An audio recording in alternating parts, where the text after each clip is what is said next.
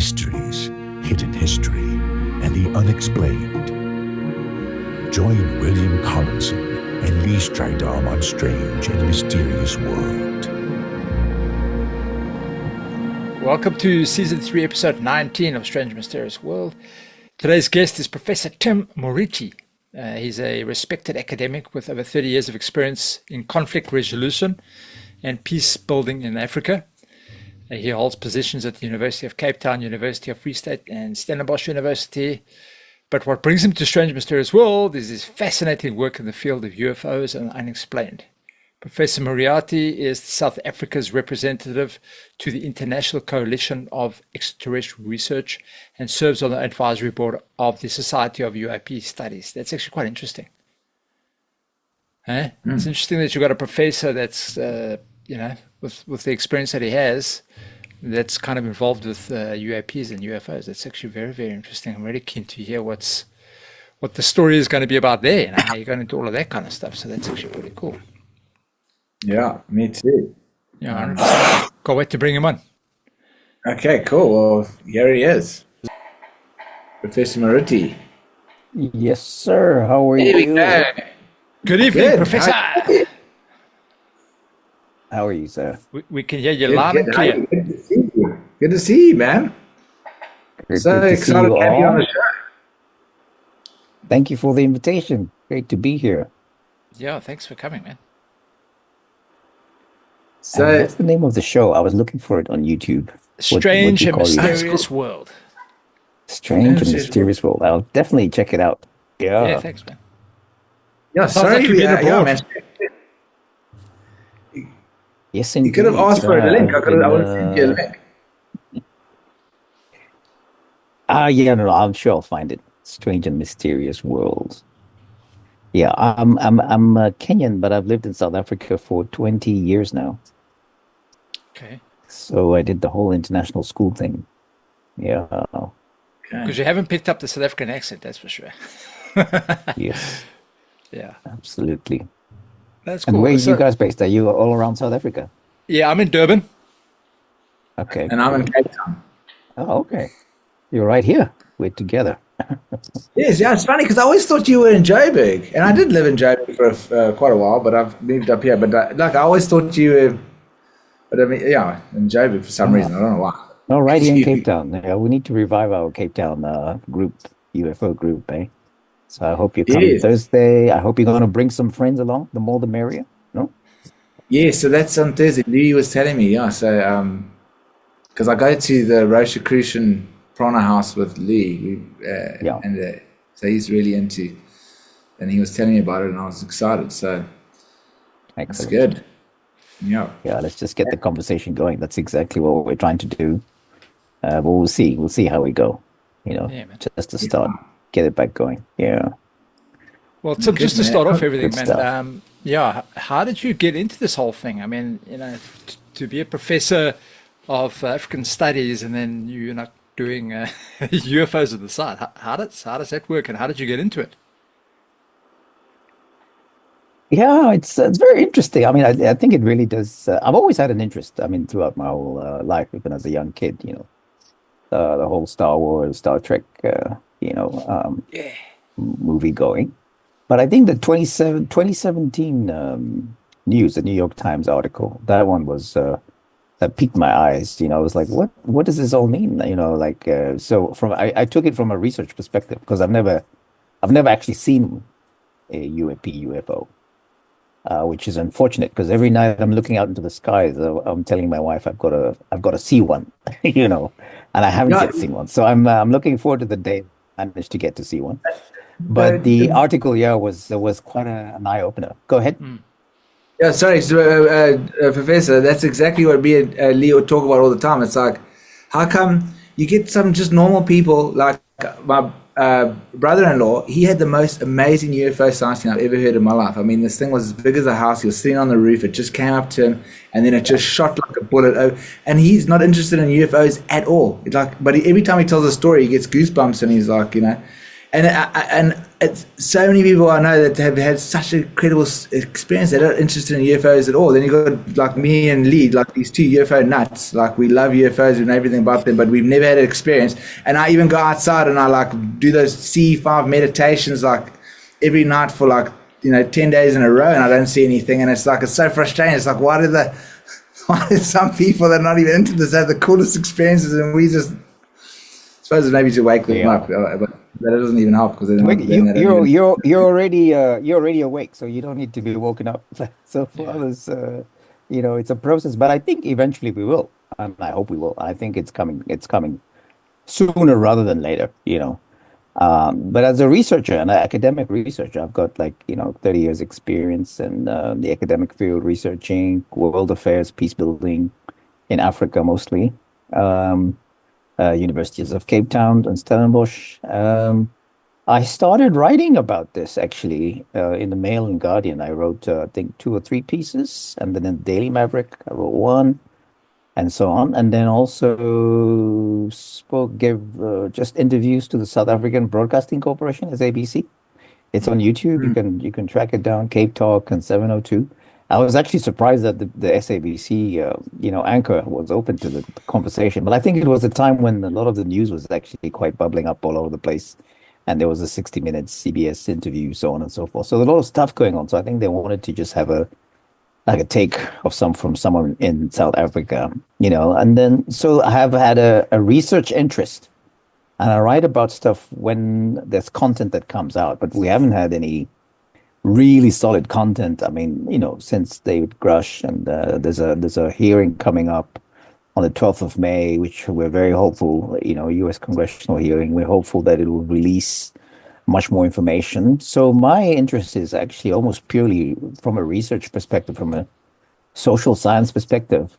And I've presented at academic conferences, the Limina Symposium, which was convened by the Society of UAP Studies in February 2023, and then the Scientific Coalition for UAP Studies in July 2023. Also spoken to the UFO research in Queensland, Australia, virtually. And then I'm also a member of what they call the International Coalition for Extraterrestrial Research, ICER. And they have a website where you can go and actually see. It's about 30 members from across the world, different countries.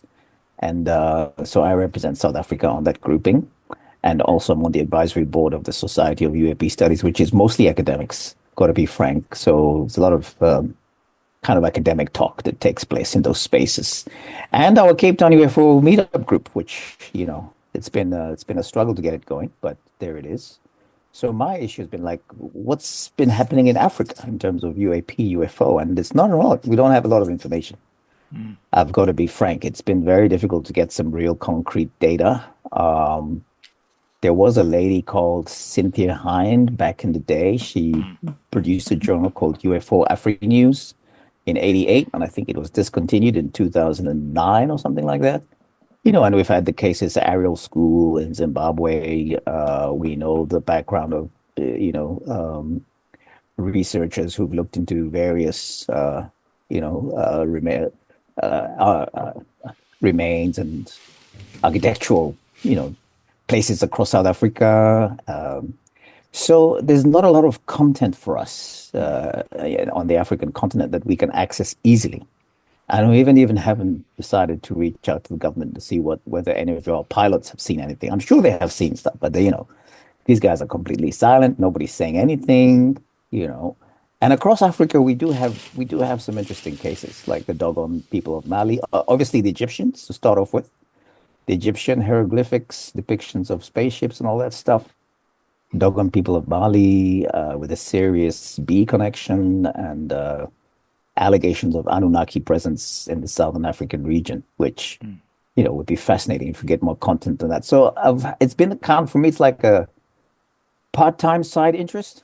Yeah, it's not like a full-on, but I do hope, obviously, with more content coming out, I can actually engage on this whole Pan-African ufology angle much more strongly, because no one's actually doing it. I've tried to push Lewis once or twice, our colleague, common friend, to write a bit more and publish, but it's, everybody's got to follow their own path and take their time. So that's what I see my role as, raising awareness, kind of resetting our mindsets, and also trying to think about what is it like from the perspective of our interstellar visitors, from the ET. What are the ET thinking? And it's often a difficult thing to, if you've never had an experience, you've never seen one, you never engaged with one. It's very difficult to try to wrap your head around that. But it's interesting because something is definitely happening, even with the most recent so-called drones, which were not really all drones in the US and other parts of the world. Something's happening. Something is shifting progressively, and for me, it's quite an exciting time. But it's also quite frustrating that we don't have enough data that we can use as academics. We are often referring to a lot of secondhand information and people who've seen stuff, rather than actually, directly engaging with the content. So I hope that will shift. And South Africa, we're quite far behind, and our friends in the global north, we don't have a parliamentary process. We don't have a government process. We don't have anything. We just have this sort of small civil society initiatives, like MUFON, Cape Town UFO meetup group, stuff like that, So we need to scale it up. And I think that's part of the reason why we're trying to get these conversations to keep going much more, across the country, so we can link up with other parts of the world as well. Yeah, so that's it, really. Well, Tim, saying that, I was actually the national director for MUFON for South Africa for 8 years. And you're 100% right. I mean, over that period of time, I probably had about 250 maybe sightings over the period. But of that amount, maybe 5 were of interest. The rest were just, I saw something shooting across the sky, or somebody saw Starlink going across, you know what I mean? So you're 100% right. It was very disheartening, especially for South Africa well, not only South Africa, but Africa, that it's either that or we're preoccupied with something else, us Africans. Yeah. No, we're definitely preoccupied. I mean, bread and butter stuff, we got to put food on the table. What's the government getting up to nowadays? The bandwidth isn't there to kind of deal with other stuff, essentially, And also, I noticed in my academic circles, forget about it. There's absolutely no uptake. I know of a single academic in Cape Town that I can engage with on this topic. Continentally, maybe one or two. And in the social circles, it's also tricky. People's like, oh, yeah, that's an interesting thing. Yeah, it's great. You like that. But then they rapidly move on to other topics because it's obviously not serious from their perspective. Yeah, sure. But we've got work to do, but I think, yeah. And how's your colleagues taken it? I mean, being a professor in like 3 universities, I mean, I know in the past, like the stigma was so big, and in America, you would people would not, you would probably get fired or something. I mean, it's funny. I told a friend of mine, a colleague of mine, which is UFOs, and he just said to me, "Okay, William, well, that's the last time we worked together." And then I couldn't really make out if he was being serious or not. Like I was like, "This guy's serious or not?" And then, but I haven't worked with him since. So, so I think I've been serious. Oh, that's intense. I work in the film industry, and it's just full of nutcases. So I thought, like we're all nuts in the film industry. So I thought it would be okay. Absolutely. No, the academic circles are not open at the moment to this idea. I did try to get a seminar going at the UCT, which is the University of Cape Town. But the director of the center was like, I don't think we have any data on this that we can actually showcase as an academic discussion. So obviously, the members of the UFO community, UAP community, know there's a lot of content, a lot of data you can use, you can refer to, including some of the releases by parliamentary structures like the U.S. Congress, Brazilian Senate, in Mexico also it happened in the Congress. UK Ministry of Defense has released, the French have released the commentary report. Other parts of the world, there is a lot of content. It's not definitive, and that's where the challenge comes in, because for academics, they got to have something really solid that they can say, look, they want to see that body on a gurney or something. You know what I mean? which we're not there yet, and we're making small incremental steps to get there. So anyway, that my effort to get the seminar going at UCT was shut down. I haven't tried it with any of the other universities, and I mean, I'll just wait. If it's got to happen anyway, it'll be probably UCT would be the first place to deal with it because there are quite a few academic papers now coming out, journal articles. Journals like Philosophy and Cosmology are publishing UAP, academic UAP journal articles on a regular basis. If you go to the networks, you'll see that quite a number of UAP, UFO academic papers are being produced, much more than ever before, much more than 7, 8 years ago when this news came out. So I think it's incremental. We're seeing small steps, very, very small steps, but we're moving in a positive direction. And I think eventually we will start to get some of these meetings in universities, and that will be it'll be a major breakthrough because once the universities start talking about it, then it becomes even less of a complicated issue in the media. Social media, obviously, spaces like you guys have taken over. It's great to see your work you're doing. It's really important.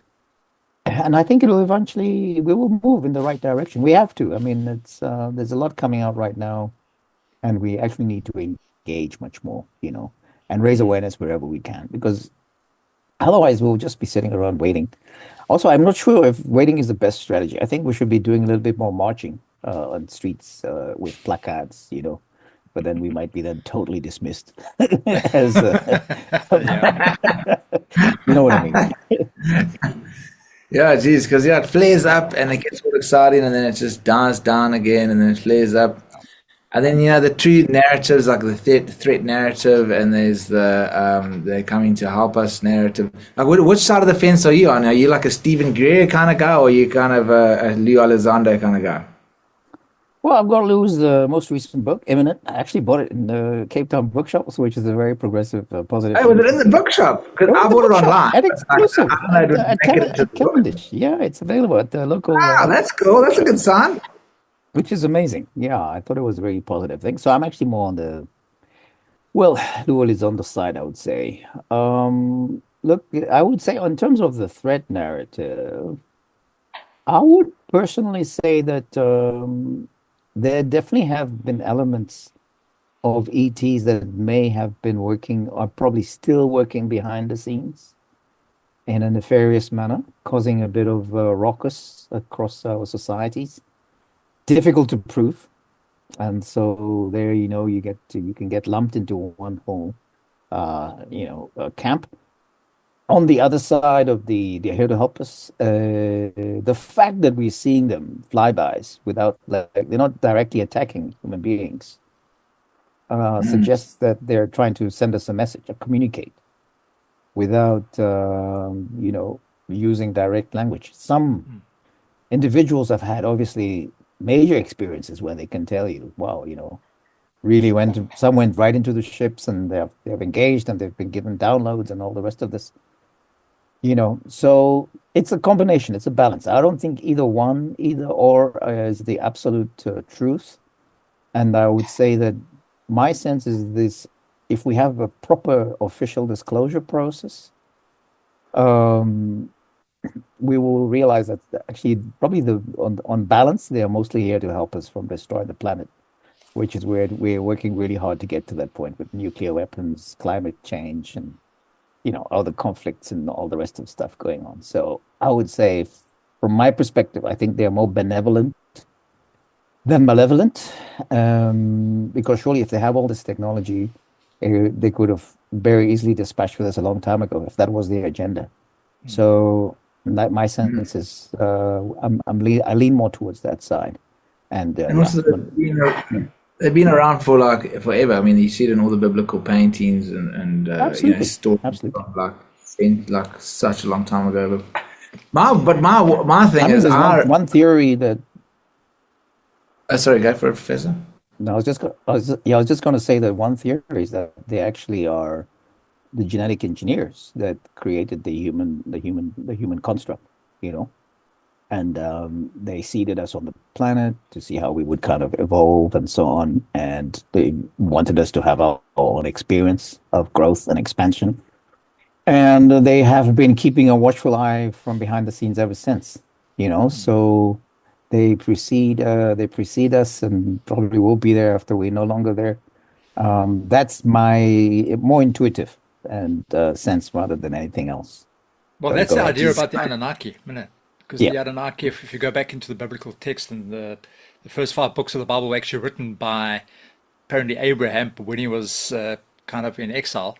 But he just borrowed that story yeah, from the Sumerian stories about the whole Anunnaki idea. So we know the Garden of Eden came from there. We know, exactly. all those. So yeah, I agree with you. There's also a theory that says that there's quite a few different races of ET. And there's apparently some council that watches over the Earth to make sure that there's not too much interference or too much damage that comes. But there are the others that are trying to go against, and I don't know. So I don't know. There's quite a big 100%. theory of all Yeah, those things. Yeah. Yeah, intuitively, what I think is that it's actually a prison planet. And You're not going to get off that train. the reincarnation thing is a thing, which was there's so much high evidence of, like, if you read like Stephen, what's his name? Bassett, Even Stephen Bassett. Stevenson's books on oh no, sorry, not Stephen Bassett, Oh yes, the UFO guy. Ian Stevenson on reincarnation with the children, because he did all that research of all the children, encountering, like, telling their past lives, and he went and like verified all of it. So to me, it seems like there's quite a strong indication that there is a reincarnation thing, and then there's these aliens that are so subtle, and I just feel like, and sometimes it feels like it is hell on earth. Like we've been put here to our own demise. We don't know what's going on. We don't know what the purpose of it is. We don't have a common goal. The planet has no. We're not going anywhere. There's no. It's just like we're running around like the heads are like chickens, like fighting with each other. It's basically hell. They put it. I feel like we've all done something terrible in the universe somewhere, or whatever, and they've chucked us in this place, and now and that's why they're telling us we have to look after the place, because they thought they abduct us because they don't want us to F up the prison. We have to like keep, because like if we destroy the prison, they don't have anywhere to come and put the prisoners. So like that's why they're so subtle, and they're always checking on us to make sure we're keeping the prison in check. Like we're not going to blow it up with nuclear bombs and stuff. And then the only way to get out is if we become enlightened, and we realize, like, because then we can go back to where we came from and be enlightened. And then as soon as we fall again and be naughty, then we're back in hell, and we're back in the reincarnation trap. You're a there you go. Scientologist. Well, that's one angle. There's definitely one angle. I mean, I kind of agree to a certain extent with the prison planet scenario that you've painted, because it does seem that we're trapped. It also seems that we with a three-dimensional perception, we cannot perceive, say, beings in fifth dimension, seventh dimension, ninth dimension, and beyond. And we know mathematically from quantum mechanics and string field theory that, in fact, these dimensions do exist, at least in theory. So maybe, at some stage, we will begin to see the evidence of their existence in reality. So I think we are in some kind of a prison planet where we were perhaps just given a garden where we could, of Eden, where we could all live and flourish, and then human beings digressed progressively over time. We became quite selfish, well, about ourselves, and we all about these wars and fighting.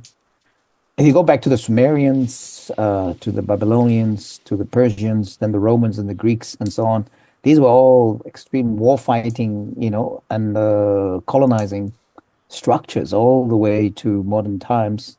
Human beings seem to have lost our way, clearly. But I think with the prison planet, we are also tasked with pushing for Liberation Day of the prison planet. So I think some of us are here to actually push that agenda of liberating, raising awareness, raising the consciousness of human beings, that we're not alone, humanity is not alone, we're part of a larger conscious field, larger source field, and our role is to raise awareness to help to liberate the planet from the veil, or the 3D veil, which has come over time, partly due to our own making, I would say. Perhaps pushed, yes, by some nefarious, insidious, malevolent ETs behind the scenes for their own agenda, what mining gold and all the rest of it. But we have been tasked to help free the planet by the benevolent ETs who say, guys, it's time to wake up, get out of your galactic quarantine, embrace the other extraterrestrial civilizations, and basically just rejoin the party. Time for you guys to come out of the closet now and enter the fray. And actually, because I think the way you see our politicians, especially in Washington, who've refused to push for official disclosure for a very long time now, since 47 Roswell and beyond, and fake attempts to pull the wool over people's eyes, Project Blue Book, that kind of stuff. It's partly it's partly us human beings have actually prevented our own awareness raising about the reality of ETs and the need for disclosure. And it's politicians. So I'm not blaming the ordinary people. I'm saying it's politicians, because even the last Biden administration had a huge opportunity. In fact, it started happening, by the way. It was the U.S. Congress had legislation that actually made reference in the legislation to non-human intelligence, NHI. And why would you put that in legislation unless you have information that, in fact, that they do exist? We have crash retrieval information that's now coming out. 12th of May, I think it's an important date for us to see what comes out of that. Maybe we can also meet up again and dissect what comes out of that. So it's partly a certain small faction of human beings that actually kept us locked in this prison planet by refusing to enable us to see for real what in fact is out there, and the fact that we're not alone. Earth is not just a rock spinning around the sun with a group of humans on it, but it's actually part of a much larger ecosystem, a much larger galactic ecosystem with millions of civilizations, not even tens of thousands, but millions of civilizations. If you think of the size of the universe, the galaxy, and the cosmos, it's massive what's potentially out there. And it's time for us to snap out of this. I think it's actually getting a little bit ridiculous now, and we're just here fighting our silly wars, and there's a much bigger storyline out there that we should actually be engaging with. So that's why I'm like, anything that kind of pushes the needle a little bit, helping support each other with these sorts of conversations, I think is absolutely crucial going forward. So that's why I commend what you guys are doing, and let's keep pushing it, obviously. Well, we commend you very much as well. I mean, for being so open about it, especially in your position as a professor of these three universities. That's quite a you put your neck on the block, I must say. So that's quite impressive. Well, it's actually not. It's not that bad, because academics are renowned for coming up with crazy ideas. Yeah. So, and once you get to the point of professorship, nobody can actually shoot you down anymore. You've got to the top. If I was an associate prof trying to get to become a prof, it would be an issue. If I was a lecturer trying to become an associate prof or a senior lecturer, it might have been an issue. But once, I've been 30 years in the gig, so it's they can't really, they're not even interested in trying to take it away from me. It's like, oh, that's interesting area of research. Show us some data. And I'm like, okay, wait, it's coming. We're going to get the data, and we're going to share it with you guys, and we're going to start much larger conversations. I mean, I can envisage major university conferences, obviously seminars, workshops, conferences. I can envisage academic programs, introduction to ET stuff. There's some schools already doing that, exopolitics and some other outfits out there. Some universities have actually got university courses going. I think there's 1 or 2 PhD students have done PhDs in ufology. So it's not a strange concept, but for us in Africa, it still seems quite far away, because we're dealing with basic bread and butter issues. We're still trying to, people are just trying to get through life with all the different hardships around them, So I think we will get there. My sense, definitely, in the next 5 to 10 years, we'll definitely see some movement. We've got to see something happening. I'm optimistic as well. But the thing is, quickly, Professor, whenever I chat to people about the specific topic about aliens and UFOs, the thing that always comes up is, but how come we haven't found? We've looked into distances here, we've looked into distances there, we've never found anything. There's no communication. But the main thing which I think people kind of forget is that we live in a 3-dimensional space. Yeah.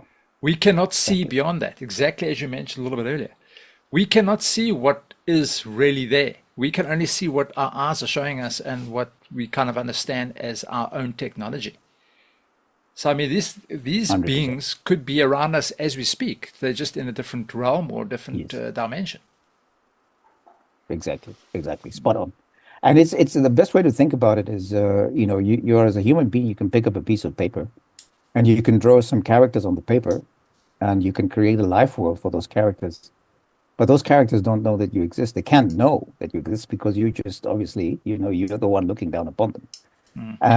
So that's kind of the way, shift from 3D to 5D can be conceptualized. We simply don't have the ability to move through time. I mean, we do have perhaps the ability, but we've not yet exposed it to the rest of the world. Some of the so-called behind the scenes actors, national security state, all that, they have the info, but they're not sharing it with the rest of us. But we also have concrete evidence, which was subsequently concealed. If you remember Roswell 47, in fact, the initial report was that this was a spaceship. And then only then subsequently they started walking it back, and then the whole official denial policy kicked in, and we've been struggling with that for the last 20, almost 80 years now. But I feel I've got this feeling in my bones. It's time for us now to shift this thing much further and get some truth out. It's unfortunate we have to rely on the Americans. I think the power plays that happen in Washington, you can very much shut things down in just like a heartbeat. We saw it happening in the Biden administration. The Brazilians have made some moves. The Mexicans have made some moves, and the French and the British. And I think even the Chinese have started something. And the Russians obviously have all this stuff that's always been released, and, KGB files of the different extraterrestrial races and so on. But I think we've got to get to a point where this is a global effort. It's not just, one or two powerful countries driving the so-called disclosure agenda. And there were efforts. I mean, ICER is the International Coalition for Extraterrestrial Research, is trying to bring the issue to the United Nations, which might work, but it's also a long shot because it's also controlled by governments, But these are the sorts of initiatives that we need to try pushing. And the more people get familiar with talking about it, the more likely we're able to see the transition. And and I mean, there's also the whole channeling group, people who channel are telling us, they can engage with these beings quite directly. Again, obviously, there's no proof, so you have to have a certain level of belief to take that on. But I think we will get there. Personally, I'm optimistic. I'm optimistic that we will get there. We just have to keep pushing the agenda and not give up on the conversation. And wherever there's an opening, we've got to make a lot of noise. Personally, but I would like to see more people marching in the streets, because in South Africa we're known for marching, So we should be out with big placards saying UAP disclosure now, guys, Yeah. But yeah. Really fun. Wow. So, geez, that Thursday thing, it would have been cool to put it on the podcast, but the time this releases, that would be long gone. No, but I'm sure that happens quite often, Professor. Your meetings? No. We haven't had one for about a year. Okay. So I was like, I think guys just kind of got, just because of the disclosure that was happening perceptively started dying down a little bit in Washington. There was not much to talk about. People didn't want to just come and talk about not much of substance. But now I think since we've had David Grush in July last year, we've got this hearings coming up in this month. We've had Elizondo's book that's out. I think there's a little bit more to talk about. So I would like to see them, if we can do them once a month, maybe first Thursdays of every month. You guys can come up with some ideas as well. It's completely open. It's not we're not running it per se. I'm actually not like one of the conveners of the group. I've just been trying to encourage the folks in the group to get some conversations going, but they're busy, work life and all the rest of it. So I said, okay, let's just do one on Thursday and see how we go. So if we can do first Thursdays of every month, and whoever's there, just pop in. And the lady at the 7 Circles has offered us the space. It would be amazing to just have a regular check in, sit down and have a chat. And, in some stage you can film it. But if you want to film it, we can put it online and folks can just spread the word that way, gradually over time. So I think that would be, we'll see how it goes. How many come on Thursday, and whether they're keen to also carry it a little bit. So Luis, our colleague, is going to be anchoring this one. I'll just pitch, say one or two things, and then we see who's around. Open mic for everyone else to just engage. So I think we need more of these, not less. But how? Question is how. Venue, time, all the rest of it. The question is how and when. So we've got to start somewhere. So this is like a revival after about a year break of not having done anything. Yeah. So can your guy Louis not kind of, so you're going to have this meeting coming on Thursday, but can you not set out maybe a mailing list? You can get together and start emailing like relevant Absolutely. people. Yes, We'll you get can. onto it, obviously, myself and Will, without a doubt. And then, I've 100%. I've still got the MUFON South Africa. There's a whole lot of guys that are on my Facebook group there that I can kind of relate. William and I are also on the exopolitics site as well, so we can recommend guys there. So I think Yeah. it's quite important, exactly as you're saying, if we can get more and more people together and eventually have our own symposiums like you wanted to do, where we can actually start Yes. making a fuss. We can actually start getting proper things going where, where people can 100%. come through with their Spot on. own sightings and, that would be actually fantastic. Yeah, that would be good. Yeah. Be amazing. And Be also, amazing. Professor, Ah, also really look forward to having you back because we would love to hear about the Dogon and the Mali people. And we'll maybe just do, Yes. we do one episode of each, Yes, we Of And the can. one that, of, obviously, Yes, we with a can. disclosure Absolutely. coming up, hopefully. yeah. Yeah. I mean, let's see what You, happens on the 12th of May. Yeah. yeah, that'll be great. Yeah. And do you ever follow Bashar, that guy that's one of the channelers that Yes, I channels listen to it. Bashar? Yes, I do listen to Yeah, it. because Yeah. he Yeah. says I that haven't listened to it. Very interesting. they're coming in the next 5 years. He's pretty convinced. Well, lots of dates being thrown around. 2025 was also thrown around as a potential date Yeah, of like it was. major disclosure happening. But Bashar said 5, yeah, and then others have said 10. Some have said 2040, which seems a bit far. You Yeah. know, I would like it sooner rather than later. So I think it's also incumbent upon us as the citizens of the world to push for some of this, to happen. We just can't sit back and let the power brokers, make the call because they have other interests. I think, obviously they've got technology, they've reversed engineered some of these spaceships, so they're using some of that tech to actually, run the world. So it's not Yeah. in their interest to let everybody know where they got their info from. So it's on us. It's on us to raise noise and just make a lot of noise and raise awareness and get more people on board. I think it's actually incumbent upon us as the citizens of the world to do this. So let's see what happens. Yeah, but I'm a big fan of Bashar and a number of other guys who are also channeling, and it's fascinating to hear that stuff. I always imagine what does he look like, in real. I think and he's been described. Daryl Anker's described him once or twice what he looks like. But hopefully some of these guys will just somehow pitch and just say, okay, we're here. What are you gonna do? Yeah, exactly. Exactly. Yeah. No, awesome. Professor, Oh, it's great. been really, really Okay. cool Thank having you. you on, man. Yeah. Much appreciated for your Yeah, time. thank you for your No, thank time you. and Thank you for making the effort, and I commend you guys on this work. It's really important work, by the way. I think it's you're the trailblazers, for the new world. Thanks, man. So hang in there and keep pushing it. Yeah, definitely. No, awesome. Yeah, good oh, stuff. great. Thanks, Thanks. Professor. We'll chat soon, though. So where can guys get hold of Okay you before you go? Oh, do you want them to? then. That's the thing. Yeah, do they? No, I'm on Facebook, Tim Murithi Facebook. It's very easy to access. That's probably the one. And X, obviously. Also T Murithi at T Murithi 12 on X. If they want to There's DM. 12, there's 12 Maritis out there. Yeah, no, this It's is the X, well, the X planet, they man. know. Yeah, you look for the guy with the UFO hat on. The real team. So you got to get together and make a Yes, big indeed. team. And why not? And why not? Yeah. Great stuff, That was guys. Great. Thank you so much. Thank you so Yes, much, Okay. man. Thanks, Professor. Okay. Enjoy your evening. Have a good one. Cheers, cheers. Bye. Very cool. So, 12th of May, eh? Yeah, that's next week. No, the week after next. Yeah, so okay, let's hear what goes on there. It's Hey, actually quite interesting. hey. No, today's No, the closures. Oh, and the thing that Congress is having on the 12th. yeah. On the 8th is get together for the UFO meeting. No, but awesome, man. Well, good chatting to you again, man. And yeah, we'll make a plan. We'll see everybody next week. Like and subscribe as per our usual saying. And yeah, chat next week. Cheers, Will. Cheers there.